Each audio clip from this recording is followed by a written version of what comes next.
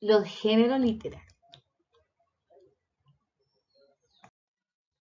¿Cuál es el concepto? Dice que cada una de las clases en que se dividen los textos literarios escritos por los autores con una finalidad determinada. Cada género literario comprende a su vez otros subgéneros literarios. Clasificación de los géneros literarios según Cervantes. Está el género lírico, que expresa sentimientos, pensamientos. En este predomina la subjetividad del escritor, se escribe en versos, pero también se puede escribir en prosa. El género épico, que relata sucesos reales o imaginarios que le han ocurrido al poeta o a la persona o a otra persona. El género dramático es el tipo de género que se usa en el teatro, donde en medio del diálogo se plantean conflictos. Se puede estar escrito en verso, en prosa, y su finalidad es presentarse ante el público, porque es el dramático, el que pues obviamente conocemos. Y vamos a hablar de los subgéneros.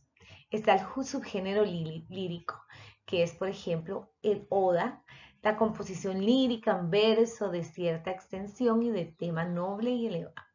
La elegía, que es la composición lírica que se lamenta de la muerte de alguien o otra desgracia. La egloga, que es la composición poética del género bucólico. La sátira, que es la composición lírica en verso o en prosa que censura avisos individuales o colectivos. Y la canción, que es el poema en verso de tema amoroso, pero que puede exaltar también otras cosas.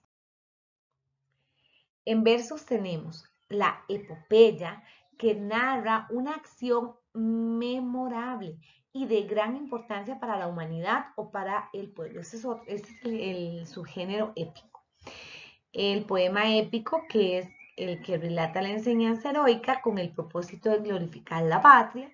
El romance, que trata de versos octasílabos con rimas asonantes en los pares y que escribe acciones y guerreros, habla de guerreros y caballeros. En prosa, vamos a ver qué podemos encontrar en prosa, el cuento, que es popular y anónimo o literario.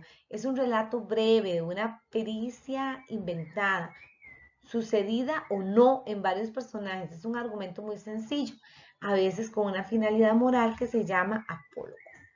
La novela, que es un relato largo, aunque de extensión variable, con un argumento mucho más desarrollado que el del cuento.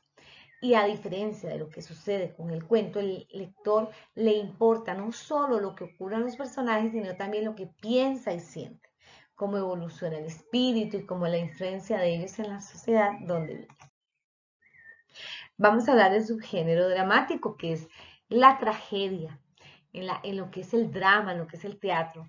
Esta representa lo terrible, los conflictos entre personas, personajes superiores y muy vehementes, los cuales son víctimas de grandes pasiones que no pueden dominar. Suele acabar con la muerte del protagonista.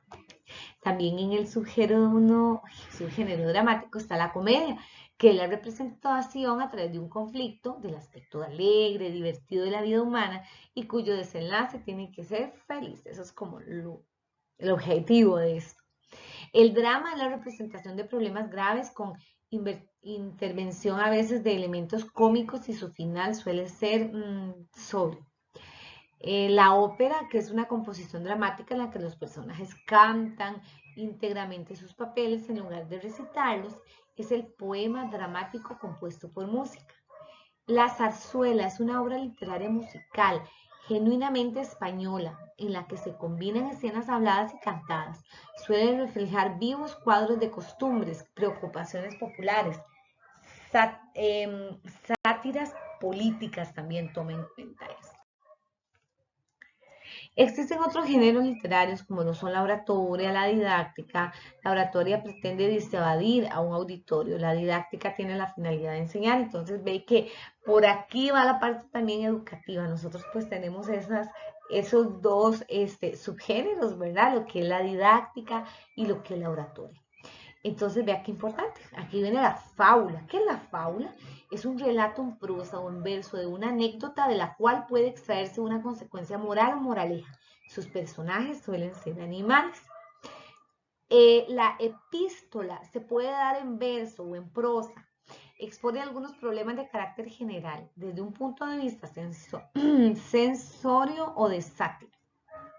El ensayo es el subgénero didáctico más importante de la actualidad, escrito siempre en prosa. Consiste en la exposición aguda y original de un tema científico, filosófico, artístico, político, literario, religioso, entre otras, con carácter general, es decir, sin que el lector precise conocimientos especiales para comprenderlo. Y la crítica dice que somete a juicio de valor las razones, las obras y las acciones realizadas por otros. Se juzgan las obras de actos propios y es de un dominio autocrítico.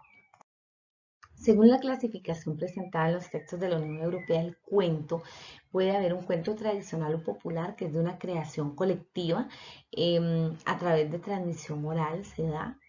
El cuento literario, que es de un autor conocido, escrito con mayor elaboración y con vocación de forma escrita, suele mostrar más elaboración en sus elementos de tiempo, lugar, personaje, entre otros.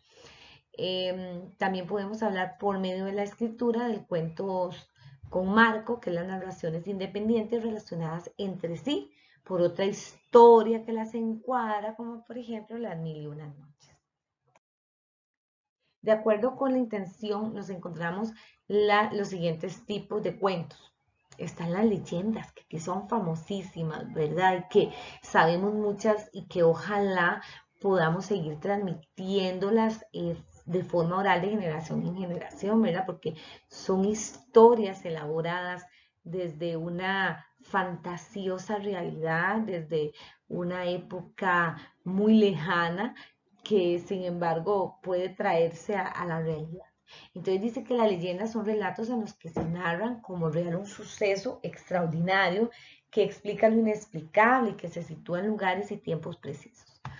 Entonces, muchas veces estas leyendas se adecuan al lugar donde uno vive. Entonces uno dice, bueno, yo en San Antonio ocurrió esto y la carreta sin bueyes. Y entonces lo podemos contextualizar, es como muy maleable.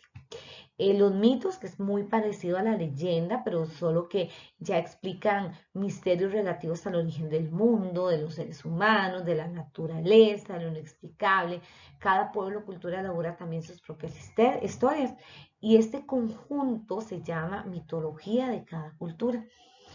Los ejemplos o apólogos son relatos alegóricos de los que se desprende una enseñanza o un consejo y pertenecen a las fábulas, es decir, narraciones generalmente en verso, en las que los personajes son animales que hablan o se comportan como personas.